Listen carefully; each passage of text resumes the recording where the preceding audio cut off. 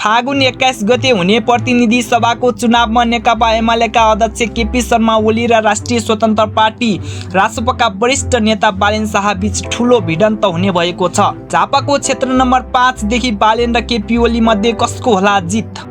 आफ्नो परिवार चाहिँ राम्ररी बस्ने वातावरण चाहिएको छ भने चाहिँ यसपालि सक्षम व्यक्तिलाई दिनु पर्यो भोट, मलाई नै दिनु पर्छ। राम्रो होला बालेन र ओलीमा चाहिँ कसले जित्दा राम्रो होला? बालेनले डबल भन्दा बढी मतले जित्नु पर्छ भने चाहिँ देख्नु भएन। पुलमा बसेर वरिपरि बसेर कस्तो नारा लाउँदै थिए, कसरी नारा विश्वासले चाहिँ अन्तरिम सरकारले पुरा नगर्न सकेको मागहरू चाहिँ बालेन शाहजीले चाहिँ पक्कै पनि पुरा गर्नुहुन्छ। यो नयाँ पुस्ताले गर्छ भनेर नै हामीले विश्वास देखाएका छौँ। नमस्कार साथीहरू, अहिले नेपालमा चुनाव नजिकै आउँदै गर्दा धेरै नेता तथा राजनीतिक दलहरूको चर्चा भइरहेको छ, जसमध्ये एमालेका नेता केपी शर्मा ओली र राष्ट्रिय स्वतन्त्र पार्टी रासपका नेता बालेन शाहको चर्चा निकै भइरहेको छ। बालेन शाह उम्मेदवार बन्ने भएपछि तपाईहरुलाई चाहिँ कस्तो लागिरहेछ? एकदम खुसी लागिरहेको छ। उहाँ एकदम नयाँ जोस जाँगर बोकेर आउनु चाहिँ युवाको लागि भरोसा भएर के 5 वर्षको लागि उहाँले काम गर्नुहुन्छ। किनभने बालेन शाह र केपी शर्मा ओली झापाको क्षेत्र नम्बर 5 बाट प्रधानमन्त्रीको उम्मेदवारको लागि निर्वाचनमा उठेका छन्, जसले गर्दा धेरै मानिसहरूले बालेन र केपी शर्मा ओली बीच कसले जित्न सक्छ भनेर प्रश्न गरिरहेका छन्। साथीहरू, आजको यस भिडियोमा बालेनले जित्ने सम्भावना कति र बालेन किन झापा क्षेत्र नम्बर 5 देखि निर्वाचनमा भाग लिए र अन्य विभिन्न जानकारी दिनेछु, त्यसैले भिडियो अन्तिमसम्म हेर्नुहोला। यदि मेरो च्यानलमा नयाँ हुनुहुन्छ भने च्यानललाई सब्स्क्राइब गर्न भने नभुल्नुहोला। सबभन्दा पहिले कुरा गरौँ केपी शर्मा ओलीको सरकार किन र कहिले ढलेको थियो।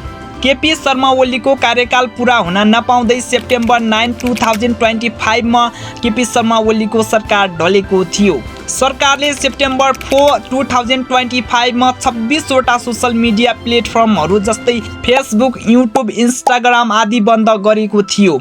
सामाजिक सञ्जाल बन्द गरेपछि देशभरिका युवा लगायत सबै जनता आक्रोशित भए, जसकारण देशमा जेनजी आन्दोलन सुरु भयो, जुन आन्दोलनमा ठूलो भिडन्त भयो, जसकारण सरकारले गोली हानेर केही युवाको ज्यान समेत लिएको थियो र जेनजी युवाहरूले नेतालाई कुटपिट, नेताहरूको घर, सिंहदरबार, अदालत र सरकारी कार्यालयहरू आगो लगाएर जलाउन थाले। देशमा आन्दोलन झनै चर्किन थालेपछि केपी शर्मा ओलीले आफ्नो प्रधानमन्त्रीको पदबाट राजीनामा दिएर सरकार ढल्यो। त्यसपछि आन्दोलन रोकियो र अन्तरिम सरकार गठन भयो, जसमा सुशीला कार्की प्रधानमन्त्रीमा नियुक्ति हुनुभयो। त्यसपछि अन्तरिम सरकारले फागुन 21 गते प्रतिनिधि सभाको चुनाव गराउने निर्णय गरेको थियो। बालेन र केपी ओलीको झापा क्षेत्र नम्बर 5 मा कडा प्रतिस्पर्धा हुनेवाला छ। बालेन शाहको लागि झापा क्षेत्र नम्बर 5 नयाँ र गम्भीर मानिएको छ, किनभने झापा क्षेत्र नम्बर 5 पहिलेदेखि नै नेकपा एमालेको बलियो क्षेत्र मानिन्छ। केपी शर्मा ओली हालसम्म 6 पटक झापाबाट निर्वाचनमा उठेका छन् र 6 पटक नै निर्वाचित पनि भइसकेका छन्, जसमा 2 पटक 2074 र 2079 मा झापा क्षेत्र नम्बर 5 बाट ठूलो मत ल्याएर निर्वाचित भएका छन्। 2079 मा झापाको क्षेत्र नम्बर 5 देखि नेकपा एमालेका नेता केपी शर्मा ओली र नेपाली कांग्रेसका नेता खगेन्द्र अधिकारी निर्वाचनमा उठेका थिए, जसमा केपी ओलीले 28,576 बढी मत ल्याएर खगेन्द्र अधिकारीलाई हराएका थिए। त्यसैले झापा क्षेत्र नम्बर 5 मा केपी शर्मा ओलीलाई हराउन त्यति सजिलो छैन। त्यसैले बालेन र केपी ओलीको यो लडाईँ अमेरिका र उत्तर कोरियाको लडाईँ जस्तो हुनेछ। झापाको क्षेत्र नम्बर 5 मा 4 वटा स्थानीय तह रहेका छन्। यी चारै स्थानीय तह मिलेर झापाको प्रतिनिधि सभा निर्वाचन क्षेत्र हुन्छ। झापा क्षेत्र नम्बर 5 मा लगभग 1,50,000 भन्दा बढी मतदाता रहेका छन्, जसमा पुराना दलका मतदाता र एमालेका समर्थकको संख्या अधिक रहेको छ। बालेन शाह राष्ट्रिय स्वतन्त्र पार्टी रासपादेखि प्रधानमन्त्रीको उम्मेदवारको लागि उठेका छन्। केपी शर्मा ओली नेकपा एमालेदेखि प्रधानमन्त्रीको उम्मेदवारको लागि उठेका छन्। झापाको राजा मानिने केपी शर्मा ओली र काठमाडौँको राजा मानिने युवा नेता बालेन शाह झापा क्षेत्र नम्बर 5 देखि प्रतिद्वन्दी भएर चुनाव लड्दैछन्। बालेन शाह अहिलेसम्म कुनै पनि पुरानो दलमा आबद्ध नभएका एक स्वतन्त्र नेता हुन्।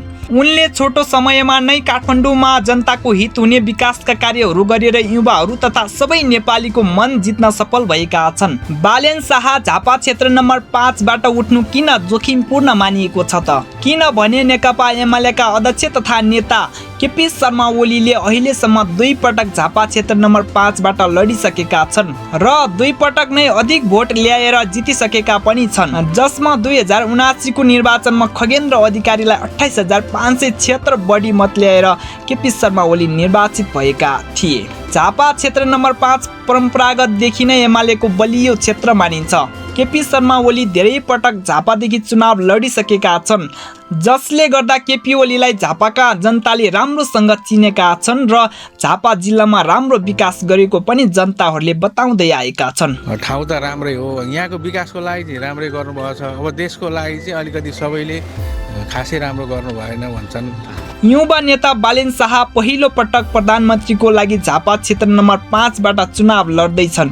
बालेन शाहले प्रधानमन्त्री हुनुको मुख्य उद्देश्य देशमा सुशासन र भ्रष्टाचार नियन्त्रण गर्ने र युवा र जेएनजीको मागलाई पूरा गर्ने उद्देश्य रहेको बताएका छन् र केपी शर्मा ओलीले देशमा विकास र समृद्धि कायम गर्ने र उनले खुलस्त रूपमा बताएका छन् कि देशलाई जलाउने र हिंसात्मक क्रियाकलापबाट जोगाउने उद्देश्य रहेको बताएका छन्। हामी बहुमत ल्याउने, सांसद बन्ने, मन्त्री बन्ने, प्रधानमन्त्री बन्ने त्यसका लागि बदलिरहेका छैनौँ। यो देश जोगाउनका लागि, यो देशमा शान्ति सुव्यवस्था कायम गर्नका लागि। केपी शर्मा ओलीले सार्वजनिक कार्यक्रममा देशमा अस्थिरता ल्याउने प्रयास जस्तै देखिन्छन् र कसैले आफूलाई चुनौती दिने दाबी गर्दै झापा 5 मा प्रवेश गरेको बताएका छन्।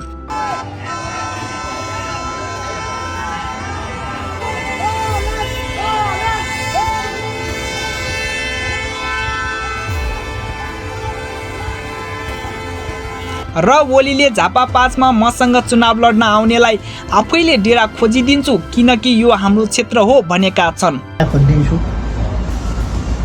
बरु चुनाव लड्न आउँछन् कोही भने म डेरा खोजिदिन्छु, यहाँ डेरा खोजिदिने गर्ने अरू के बन्दोबस्त गर्नुपर्छ त हाम्रो क्षेत्र हो नि। अर्कोतर्फ बालेन शाहले ओली जस्तो अनुभवी नेता विरुद्ध चुनाव लड्नु आफूले सजिलो बाटो रोजेको होइन भनी बताएका छन्।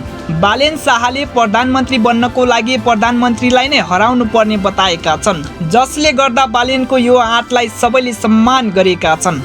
बालेनले यो चुनाव केवल जित्नको लागि मात्र नभएर देशमा भ्रष्टाचार पुरानो राजनीतिमा परिवर्तन ल्याउनको लागि लड्ने बताएका छन्। यही कारण उनले राजधानीदेखि बाहिरको क्षेत्र चुनिएको बताएका पनि छन्। झापामा बालेन शाहको जित्ने सम्भावना कति रहेको छ? विगतलाई हेर्ने हो भने झापा क्षेत्र नम्बर 5 मा बालेन शाहले जित्ने सम्भावना एकदम न्यून देखिन्छ, किनभने झापा क्षेत्र नम्बर 5 एमालेको बलियो क्षेत्र मानिन्छ।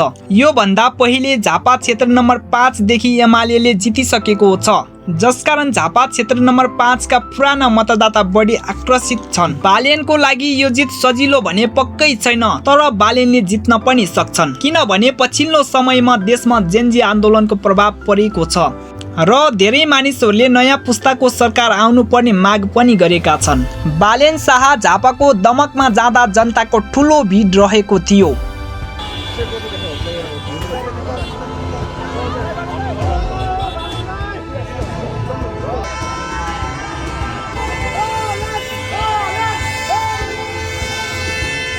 झापा क्षेत्र नम्बर 5 का युवा तथा केही जनताहरूले बालेनलाई नै साथ दिने बताएका छन्। अन्तरिम सरकारले पुरा नगर्न सकेको मागहरू चाहिँ बालेन शाहजीले चाहिँ पक्कै पनि पुरा गर्नुहुन्छ। यो नयाँ उहाँ एकदम नयाँ जोस जाँगर बोकेर आउनु चाहिँ युवाको लागि भरोसा भएर के अरे 5 वर्षको लागि उहाँले काम गर्नुहुन्छ, जसले गर्दा बालेनले जित्ने सम्भावना बलियो छ कि जस्तो पनि देखिएको थियो। झापाका जनताहरूले यो चोटि युवालाई भोट दिने र नेतृत्व परिवर्तन गर्ने पनि बताएका छन्।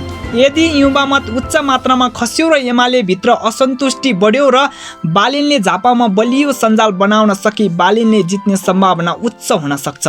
सामाजिक सञ्जालको अवस्था हेर्दा धेरै जनताले बालेनलाई प्रधानमन्त्री बनाउनु पर्ने इच्छा व्यक्त गरेका छन्। युवा र नयाँ नेतृत्व शैली ल्याउने जनताहरूले बालेनको सपोर्ट गरेका छन् भने परम्परागत अशिक्षित वृद्ध र एमालेका कार्यकर्ता आदिले केपी ओलीको सपोर्ट गरेका छन्।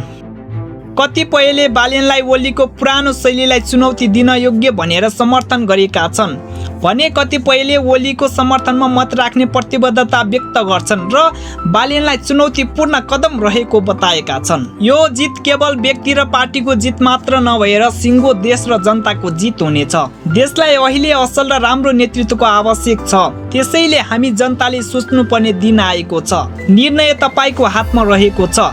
पुरानो दललाई निरन्तरता दिएर देशलाई डुबाउने कि नयाँ दललाई साथ दिएर देश बनाउने। त्यसैले तपाईँको एक भोटले देशको अवस्था र मुहार फिरिन सक्छ। त्यसैले हाम्रालाई भन्दा राम्रोलाई भोट हालौँ। धन्यवाद। जय नेपाल।